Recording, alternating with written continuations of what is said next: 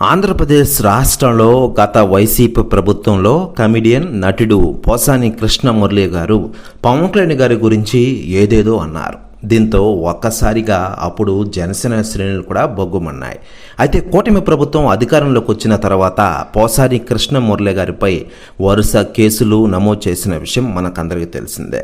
ఇకపోతే లేటెస్ట్గా అందుతున్న సమాచారం ప్రకారం ఇటీవలే జైలు నుంచి విడుదలైన పోసాని ప్రస్తుతం బెయిల్పై ఉంటున్న విషయం తెలిసిందే. త్వరలోనే పోసాని కృష్ణమురళి గారు పవన్ కళ్యాణ్ గారితో భేటీ కానున్నట్లు కొన్ని రోజులుగా వార్తలు అయితే వస్తున్న వేళ లేటెస్ట్గా అందుతున్న సమాచారం ప్రకారం ఆంధ్రప్రదేశ్ డిప్యూటీ సీఎం పవన్ కళ్యాణ్ గారికి తాజాగా కాల్ చేశారట పోసాని కృష్ణమురళి గారు. ఫోన్ చేసి నన్ను క్షమించిండంటూ కన్నీళ్లు పెట్టుకున్నారట పోసాని కృష్ణమురళి గారు. దీంతో వైఎస్ జగన్ గారు షాక్లో ఉన్నట్లు తెలుస్తోంది. ప్రస్తుతం న్యూస్ కూడా తెగ వైరల్ అవుతోంది టోటల్ తెలుగు ఇండస్ట్రీలో. మరోవైపు కేసులు నమోదైన తర్వాత పోసాని కృష్ణమురళి గారికి తెలుగు ఇండస్ట్రీలో సినిమా అవకాశాలు తగ్గాయని చెప్పుకోవచ్చు.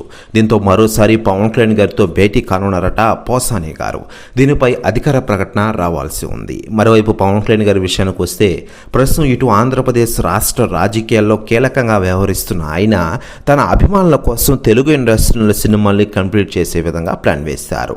రాబోయే దసరా కానుక సెప్టెంబర్ 25వ తేదీన తాను నటించిన పాన్ ఇండియా సినిమా ఓజీ సినిమాతో మన ముందుకు రాబోతున్నారు పవర్ స్టార్ పవన్ కళ్యాణ్ గారు.